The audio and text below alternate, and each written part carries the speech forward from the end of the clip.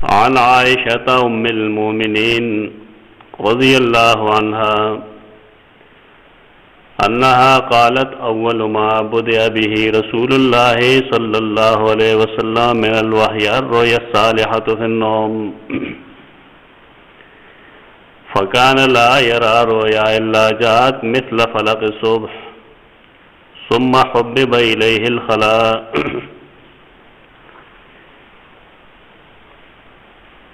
दे हदीस सर मुतालिक सबास मां तर्जुमा कर दे।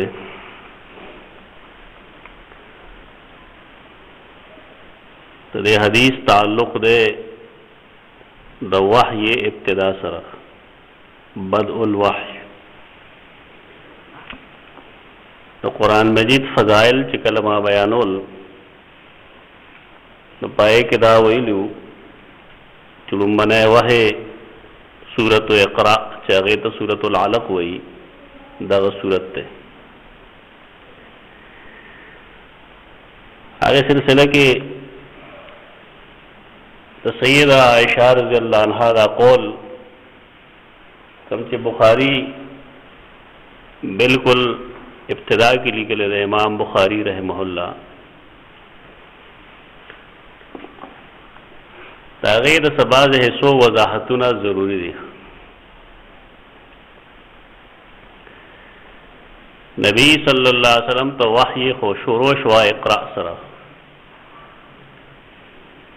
को बाज़े रिवायतुन दासी दी चिदागे न दा मालूमी की चुलुम बने वह्य आगा सूरतुल फातिहा। इमाम ज़मख़शरी और नूर बाद खल्क़ को दग रिवायत ल तरजीह वर्गड़े और अगेन दा बहस शुरू शे चरण बने वह्य सुशे दे आया सूरतुल अलक़ दे और कना सूरतो अल फातिहा दा। असल दारा चिदा हर चा यो मैदान वी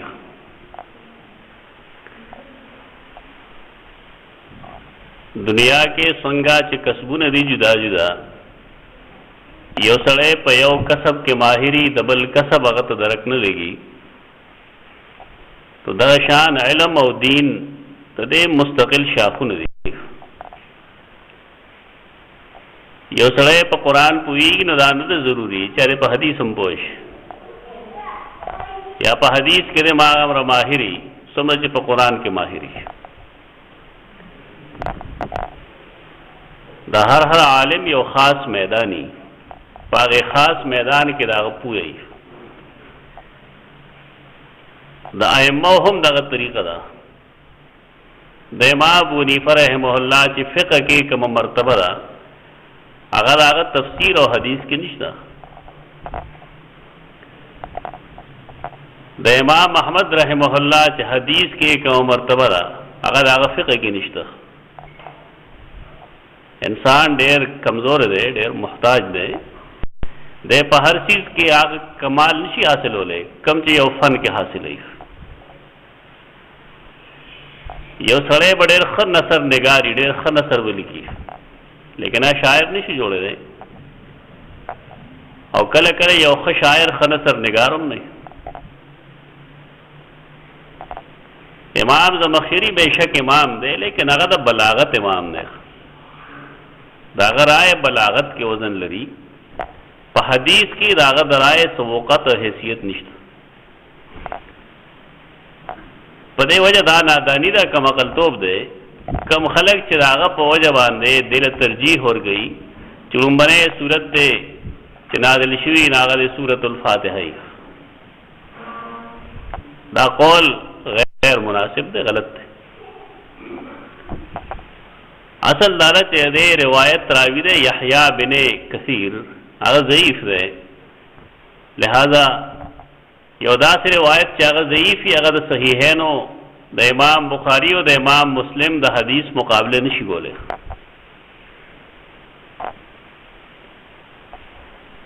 बाद खल को देखिए और तावील कर रहे तावील लारे चुलुम बने आयतुन च नाज़िल शुई नागद सूरह अलक़ थी इक़रा बिस्मि रब्बिकल्लज़ी खलक़ बेशक ټیک خبره لیکن لومبنه صورت چې پورا نازل شوه ده هغه سورۃ الفاتحه ده دا تعویل د لحاظ سره خو ټیک ده چې دوا مختلف حدیثونه یو بل سره یو شان کړل یو ځای کړل دې ته موږ تطبیق وایو یعنی یو لومبنه وحی د آیتونو ده او یو لومبنه وحی د پوره سورۃ ده نو آیتونه کم چې اول نازل شوي دي هغه د سوره اقرا آیتونه دي او سورۃ چې کم اول نازل شوی دی هغه سورۃ الفاتحه ده دې لحاظ سره خدا خبره ده لیکن علمی لحاظ سره دې خبرې څه حیثیت نشته دې وجه ده چې تطبیق هغه احادیثو کې کیږي چې د هغې مرتبه یې وي رتبه یې وي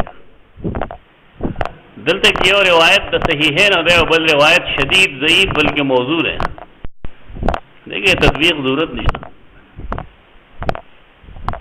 علمی خبرې خلق زګي دا تطبیق خرجا چې کړي دا غیر مناسب ده علمی جواب کې مونږ وایو چې تصحیح تطبیق فرع علی تصحیح تطبیق معنی دوا مخالف روایتونو کې مطابقت پیدا کول چې دا غي اختلاف ختم شي دا علاوه ممکن ده چې دواړه روایتونه صحیح وي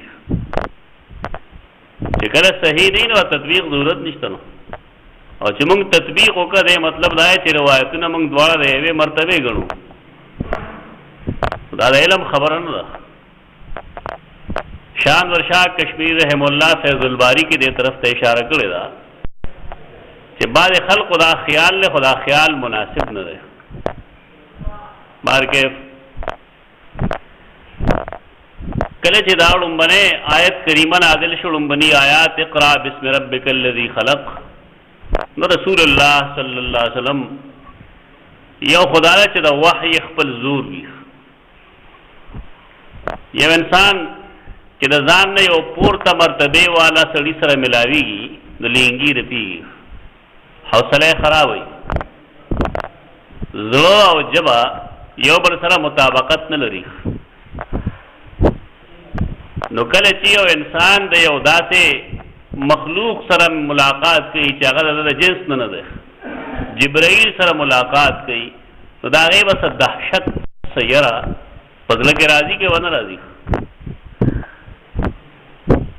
زمون خلق خو پیریان نه لیدلی لیکن دا غي باوجود دی ماماګان تسلیمي هغه په دې وجه چې یریږي دې بنیاد هم دا کوي چې یریږي او کدی یو پیره د انسان په شکل کې ولید او غدا وای چې زه پیرم زما په خیال د انسان حل ته ونه درېږي دا و ټوبونه وای یعنی جنس کې فرق دی عربی الجنس يميل الى الجنس د یو جنس افراد یو بل سره میلان لري کولات جنس با هم جنس پرواز مفهوم نه دی او کله چې اجناس بدل شي نو بیا وحشت پیدا کیږي یره پیدا کیږي نو یو د وحی خپل بوج لومبنه تجربه او بیا د رسول الله صلی الله علیه وسلم جبرئیل لا په خپل شکل کې لیدل چې حدیث کرا دی دا او یا ذرا وزره وي بعض خلک د حدیث پورې خان دي چې پیغمبر دا وزره شمیرلې چې او یا ذرا وي بظاہر سوال خو ٹھیک دے لیکن اصول لائی چې خلق له پکار دای چې هغه عربي هم زده کی دا یا ذرا مطلب دا نه چې یا ذرا وي دا لفظ دلالت کوي په کثرت لکه موږ وایو په زرګونو خلق دا عرب دې لپاره او یا لفظ استعمالي 70 700 7000 70000 ترې ټولو مفهوم یو دی مونږ ته اردو کې انګینت وایو بے شمار دغه لپاره عرب او یا ذره استعمالي زموږ خلقوم غلطی دارا چې د 70000 لیدو نو بس دی وی چې او یا ذره وي او کم زیات نه وي دا محاوره ده او عرب د دې استعمال کوي د یو داسې چیز د پاره چې د هغې مقدار زرګونو دي او یا سره چونکې زرګونه دي لہذا دلیل د دې دی چې په زرګونو وزرې وي او د هغې تفصیل حدیث کې دا راځي چې د خافقین په میز کې د ځمکې او د اسمان میز کې فاصله هغه پټه کړې وه دومره وزرې وي چې کوم ځای هغه ولاړ دی نو ځمکې نه اسمانه پورې وزرې دي خامخا اویا زره مه وایه ځان لیونی مه جوړوه چې تا اویا زره باندې زور واچوې دا عربي ده او د عربو د دې نه مفهوم دی چې دا په زرګونو کې وي ډېرې زیاتې وي په داسې حالاتو کې چې کله ملاقات شو ډومبنی نو لازمه ده چې رسول الله صلی الله علیه وسلم انسان دی بشر دی په هغه باندې به د دې څه منفي اثر غورځېږي چې ته مونږ یې راوایو په دې وجه حدیث کې دا راځي دا کوم حدیث چې زه د صحیح بخاري لرم چې راغی او سیده خدیجه ته وفرمایل انی خشیت علی نفسی زه په ځان یېرېږم انما ډېر زیات تکلیف ملو شو لہذا زملونی ما پټ کړه موږ چې ورته سره لرې وایو تبا هغه شان تکلیف رسول الله صلی الله علیه وسلم ته وشو او سیدہ خدیجہ رضی اللہ عنہا هغه پټ کو لیکن هغه یو استدلال وکړو د نبی صلی الله علیه وسلم د جنہ دا عقلی استدلال له هغه وی کلا ما والله لا والله ما يخزيك الله ابدا هغه خلق الله منو نن زموږ خلق ګمان دی چې مشرکانو باندې الله نه منو مشرک هغه چاته وي چې هغه الله مني لیکن هغه سره په خپل خاصو صفاتو کې بل څوک شریکي مشرک هغه نه چې هغه الله نه مني چې الله نه مني نه هغه ته خلق دهري وي هغه ته زنديق وي ملحد ورته وي بيدین ورته وي مشرکین يهود او نصارا دی الله منی اگر کنم باغله جدا ور گئی لیکن الله منی او پیجن دی پیجنی نه پورا پدې وجہ هغه په صفات خاصه کې او هغه په حقوق خاصه کې مخلوق شریک دی تاسو خلقته مشرک وي دا عرب عام حالت د مشرکانو سیدہ خدیجہ رضی اللہ عنہا لا دغه وخت د ایمان نه واقف نه ده لیکن الله غی منی د نبی صلی الله علیه وسلم جون داغه په مخ کې ده په دې وجه هغه تسلی ورګي زماره په الله قسمی هغه وخت کې هغه د الله د نوم قسم خوري او زمون خلک چې کله تاکید پیدا کوي خبره نه وي پیر بابا ته مخ دا مسلمانان دی هغه مشرکان کار الټه شوی دی قرآن نه معلومه ده چې کله مشرکین پوخ قسم خور د الله د نوم به خور او زمون خلک چې پوخ قسم خوري نایا د پیغمبر د نوم خوري یا ورته تا زما په سر قسم وخور دا شرک دی من حلف بغیر الله فقد اشرک رسول الله صلی الله علیه وسلم فرمایي چې دا الله نه سوا د بل درم حلف کو د شرک ارتکاب کړی دی د مشرک شوی دی او دا شرک کوي خلک د شرک ارتکاب دی آی خلق با قسم د الله د نوم خور په دې پوهېدل چې د الله نوم قسم د پاره خاص دی تاسو مسلمانان یې قسم اول خریمه او که خری د الله د نوم خری د مخلوق د نوم کاغه محمد رسول الله صلی الله علیه وسلم هم وی د قسم نشي خوړی او که سړی قسم د پیغمبر د نوم خوري دا مسلمان نه پاتې کیږي چې کله د هغه د نوم قسم باندې سړی مشرک کیږي د بل چا څه شمیر دی بل څوک په کوم شمیره کړي سیدہ خدیجہ الفاظ داری چې والله لا يخزيك الله ابدا. کلا نه نه داسې نه ده، شاته بګیم ګلوږي خبره داسې نه ده. کلا څنګه چې ته وې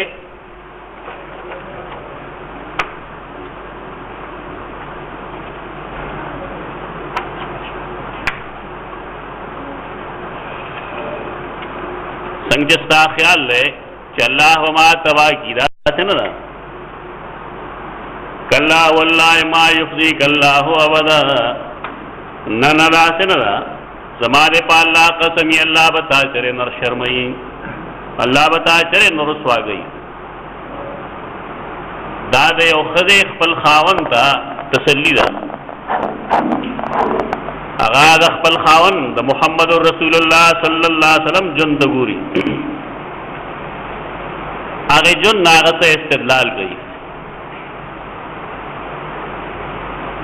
لکه هغه دا خبر کړی دا چې ستا ګمان دا چې زه به خراب شم. نه نه نه خرابېږي.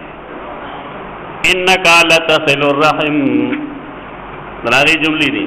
وتحمل الکل وتکسب المعدوم وتقري الضيف وتعين على نوائب الحق. تاب الله ځکه نه خرابوي، ته به ځکه نه رسوا کېږي چې انک لتصل الرحم، یقیناً تب پہ وسط کے خیال ساتے الرحمہ درشتے. رحم بچدانے تو یار بے گے آغا سڑے چاگا درشتی خیال ساتی. رشتے خیال دے تو ہوئی چکل ضرورت پیخی گی انسان دیوبل پکار رش. خاص کر آغا رشتی چاہے تو منگا خونی رشتہ وائیو، لکه د تره او درواره چې کوم رشته ده دا خوني رشته ده. د دې خیال ساتل پکار دي. بیا نور رشتې چې د هغې تعلق رحم سره وي، لکه د مور رشته د بچي دپاره، یا د مور د رور رشته، د ماما رشته د بچي دپاره د رحم رشته ده. پکار دا چې انسان د هغې خیال ساتي. بدقسمتیان خلق دې خیال نه ساتي. اولاد به خپل پلار مور نافرمانی خوشاله په دی باندې، او که سړی ته وایي چې خپل مور یا د پلار خیال وساته، نو دا هغه د خپل چې سوزي زما به خیال په هغې د تفسیر حاجت نشته. ډېر داسې خلک چې عجیب و غریب خبرې کوي. کم خلق چې د رحم خیال نه ساتي دا دنیا او آخرت کې ناکامی دیل الله خر وز نور گئی. حدیث کے راضی رسول اللہ صلی اللہ علیہ وسلم فرمائی اللہ رحم بچدانی پھر تشبیح ہوئی استعارہ ورته ہوئی هغه د خپل عرش پائے پورې تړلې ده او روزانه هغه سره خبره کوي، مخاطب کوي. هغه بچدانه ته وایي من وصل کے وصلته ومن قطع کے قطعته. کم خلق جستا خیال ساتي، د رشتے خیال ساتي، د پلار مور خیال ساتي، د بچی خیال ساتي، د تر درواره خیال ساتي، د ماما د خوري خیال ساتي. نو سړی چې دا کوي الله فرمایي وصلته، زه به هغه سره تعلق ساتم. ومن قطع کے سوک جستا خیال نہ ساتي، د رشتے خیال نہ ساتي، قطعته زبا هغه سره تعلق نه ساتم. دا یو ډېر لوی برایي نن امت مسلمه کې راغلی ده. اولاد چې ترکه مې دا ګټې وټې نه نو پلار مور د هغې خیال ساتي، خو کله چې اولاد په خپلو خپو درېږي نو هغه پلار مور ته شا کي. دا دین نه ده، دا بېدیني ده. د یورپ او د اسلام منځ کې حد فاصل هم دغه څیز دی. هغې ازادۍ کې دومره مخکې تللي دي چې هغې د پلار مور خیال نه ساتي. اسلام خاندان او کمبه باندې زور ورګوي. یو کس سره د مونږ خوني رشته ده، د هغې خیال وساتل ضروري. سیدہ خدیجہ رضی اللہ عنہ د رسول اللہ صلی اللہ علیہ وسلم د صله رحمۍ خبره کوي. لومبنۍ جمله دا ده چې انک لتصل الرحم. د خلکو خیال لای چې ګنې خوش اخلاقی اسلام ښیي. خوش اخلاقی د کفر په حالت کې مو رسول الله صلی الله علیه وسلم کافر نه و، لیکن مکه معظمه والا کافران په دې پوهېدل چې صله رحمي ښه شی دی. اخلاقی اوازونه ټوله دنیا کې یو شان دي. دا جدا خبره ده چې د بعض خلکو انسانیت مسخ شي، نا خیال ونه ساتي. ورنه اخلاق دا یوازې د اسلام تر امتیاز نه دی، دا په ټولو ادیانو کې ټولو مذاهبو کې اخلاق څه شی شته دی. دا جدا ده چې اوس بعض خلک خالص غویا نه دویمه خبره ورسره نشي کولی. دا بد اخلاقی ده. انسان لباید چې هغه رحیب الصدری، چې هغه سینه کشادهی، هغه بردباری، هغه مستقل مزاجی خبره اورېدی شي. غوی جوړ شوی د انسان نه نه. دویمه خبره چې کوي بس کنځلګۍ دی. دا انسانیت نه دی. انک لتصل الرحم. یو سړی عبارت ګرم شو بل ته زما یو خبرې دا خبره ولا خواږه زو لاړو نماته غپه ملګه. الله زمون خالق او مالک دی، هغه سختی نه کوي. هغه مونږ ته وی تاسو مونږ کې پابند یې. نو بیا دا خبرم کی چې تاسو بیمار یې او درې دې نشه پناستو ته بیمار یې او 10 نشه کولې لامبلې نشه تیمم ته دې نه څه سبق ته زګې. هغه دا بے انصافی او ځان له خبره ده، لیکن اسانتیاګانې پیدا کول بګر دا هر چا ځان خپل اصول جوړ کور کې کجې په دې ولانه ما ا دې کې و ترمیم نه کوم او الله نه یو څو ګوتی وچت شه. الله رب العزت انسانانو لا سانتیاګانې ورکړي، بے انصافی نه کوي، چا حق نه وایي، لیکن یو انسان تا د یو عمل د پاره مختلف لارې کولوګه ډیره پاره چې انسان هغه کار وکړي. دا مو وایي چې زما یو خبرې اوس کار باندې زور راغی چې راوي 200 خبرې او د شریف په مخ کې خلکو یو خبره جوړ کړي. دا بد اخلاقی زمره کې راځي. دویمه جمله چې کوم هغه وایي استدلال کوي وتحمل الکل. وتحمل الکل کل هغه چاته وایي کلالا چې دا اصول او فروع سنئ، یعنی اولادیم نہیں، بال بچیم نہیں، پلار موریم نہیں، بالکل محروم یا تکل وئی. او تحملو ذمہ دار جوړېدل، بوج پورته کول. څوک چې داسې دي چې بے کس دی، خپل خپلوای نشته نو تحملو ته د هغه بوج اوچته. دا پیغمبر اخلاق دي په هغه حالاتو کې چې کله غلا نبی نه دی چې چا څوک نشته نو رسول الله صلی الله علیه وسلم دا بوج پورته کوي. نن یو اولاد د خپل کونډه مور بوج پورته کوي نه پورته کوي. مورې چې کونډه شي یا پلار چې کوم دی بوډا شي، پلار بچي خیال نه ساتي. دا خیال لای چې بس څه ډوډۍ ورکوه دی کار وکي. حال لاره چې انسان په ډوډۍ یا په خوراک نه پای، دې په خط تعلق پای، دې په خرویه باندې پای. د نبی صلی الله علیه وسلم دغه صفت ده چې سیدہ خدیجه هغه عقلی طور استدلال کی دا غینا چې الله بتاثر نه شرمای دغه چې تحمل الکلا. کم خلق چې داغي څوک نشتره بے کس او بے اثرې تداغي بوج پورته گئے، داغي غم ختمه. وتکسب المعدوم، معدوم هغه چاته وي هغه انسان ته چې هغه سره لاس کې روپے اشرفه پیسې ټکی نه. تکسب دا مطلب چې دا غل کسب ګوره دا جون روانه. دا نبوي اخلاق پیغمبر اخلاق پای حال کې چې لا نبی نه ده. تکسب المعدوم یو سړی دومره غریب دی چې درکې نه لګي، ته کوشش دا کوي چې ته څه خوراک ملو شي، سکاک ملو شي، مزدوري ملو شي، پیسې ټکې ملو شي. دا صفات ځان کې پیدا کول و بګاري. هغه وجه دا چې پیغمبر یوازې مونږ نه کړی، یوازې ګیره نه ساتلی، هغه سم معاشرتي اخلاق خپل کړو.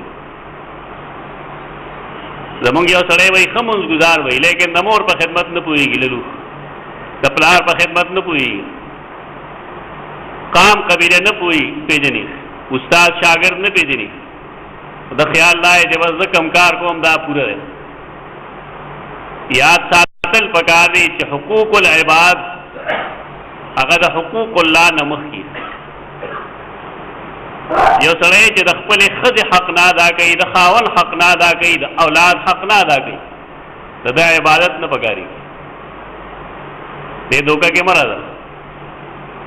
الله قیامت پر خپل حقونه معاف کوي، لیکن حقوق العباد نه معاف کوي. ډېر خلک دې بې غیرتی کې نه وتل، دې بې غیرتی نه بار راوتل پکار دی. بې غیرتي ورته زه په دې وایم چې کومو خلقو د خپل اولاد دپاره شپېته اتیا کاله ژوند په دو لګولی دی او دی اوس اولاد ته محتاج شو. د غیرت تقاضا څه ده چې اولاد ورته شا کي؟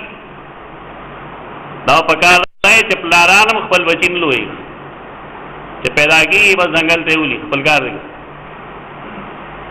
دا د غیرت تقاضا ده چې پلار مور کوم خدمت کړی دا اولاد باید چې اولاد اوس د هغې خدمت وکړي. کم خلک چې د خپل پلار مور نه کوي خدمت، هغه د بل چا ته وکړي، دا ممکن نه ده.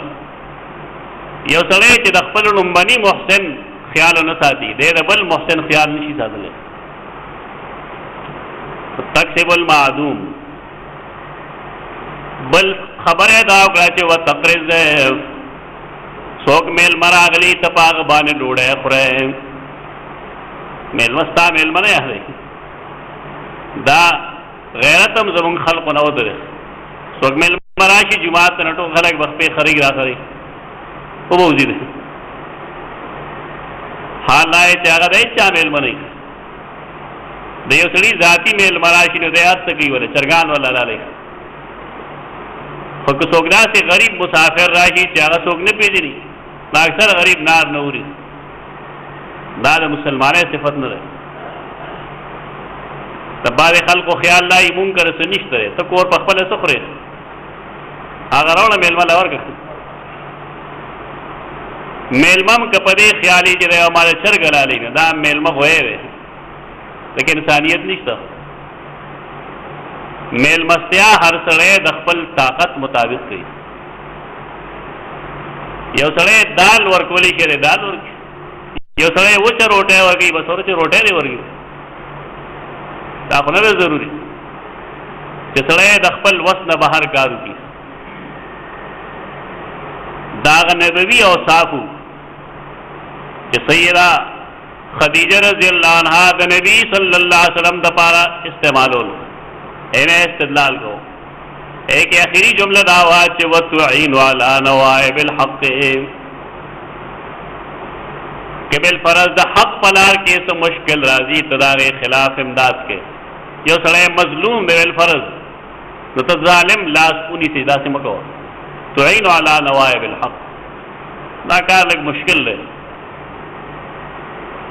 رسول الله صلی الله علیه وسلم ځکه کولی شو چې د هغې خاندان برتر و، هاشمي وو.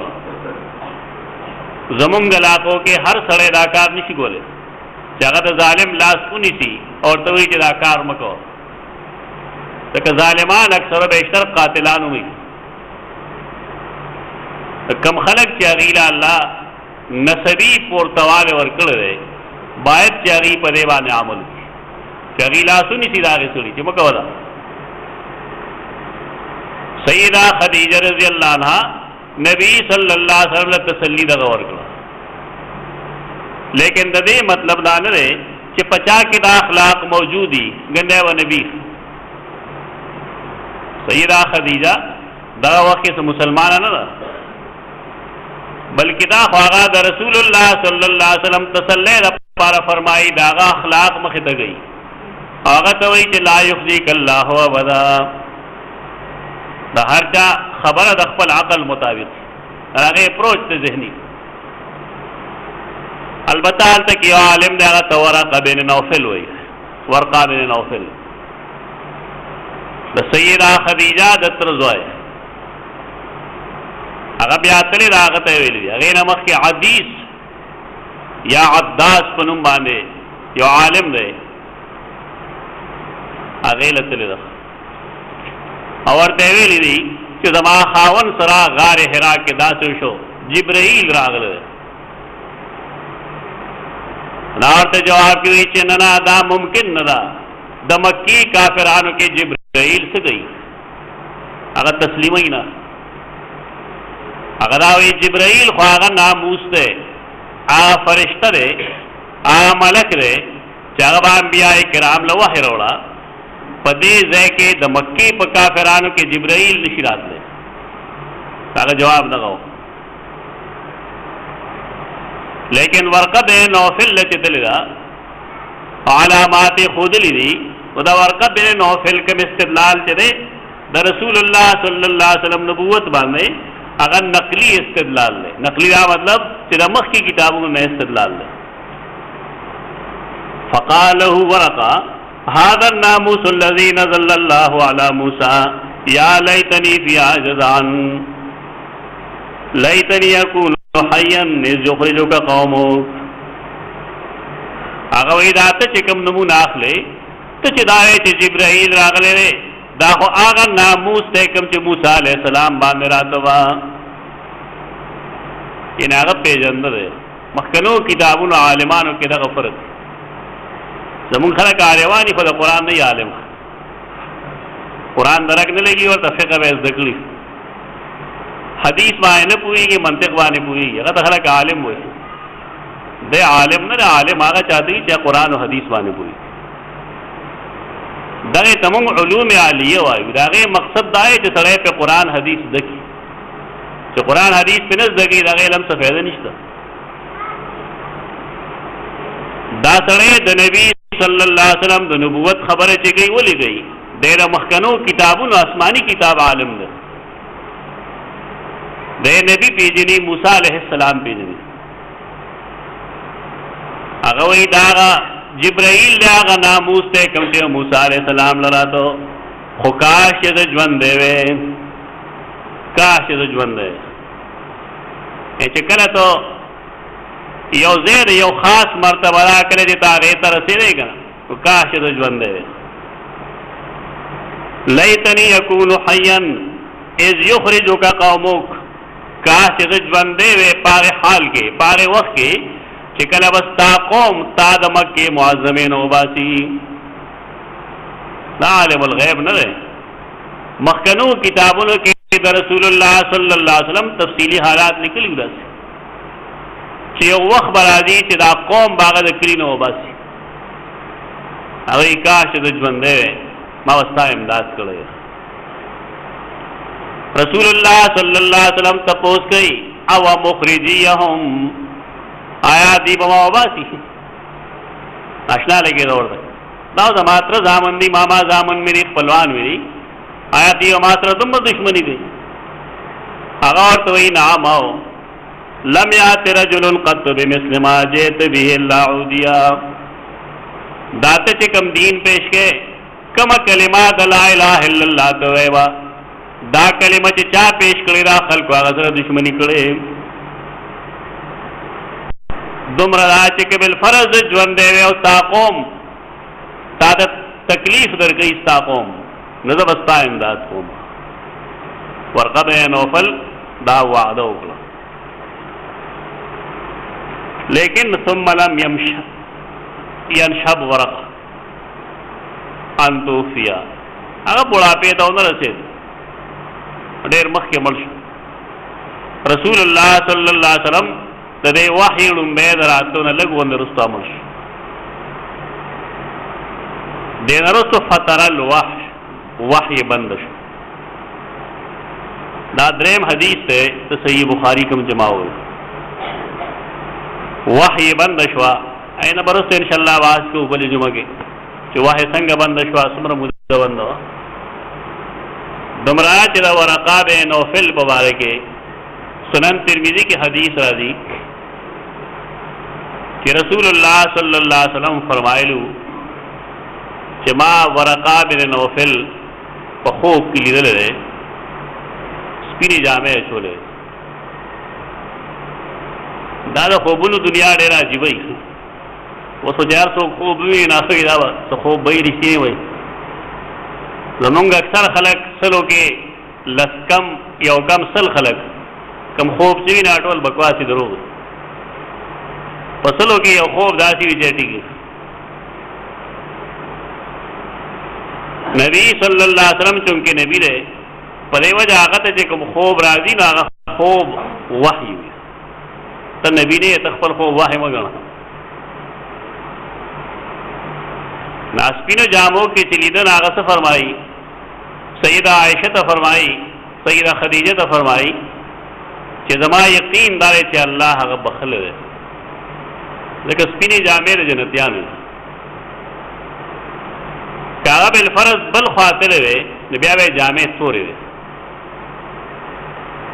حدیث سنن ترمیزی کے رہے اسناد کے لگ کمزوریشتہ رہے لیکن بار کیف دا فضیلت پا بنیاد باندے دا پارا دا بیانے نیش ورقا بن نوفل یودا سے سڑے رہے چاہا دا رسول اللہ صلی اللہ علیہ وسلم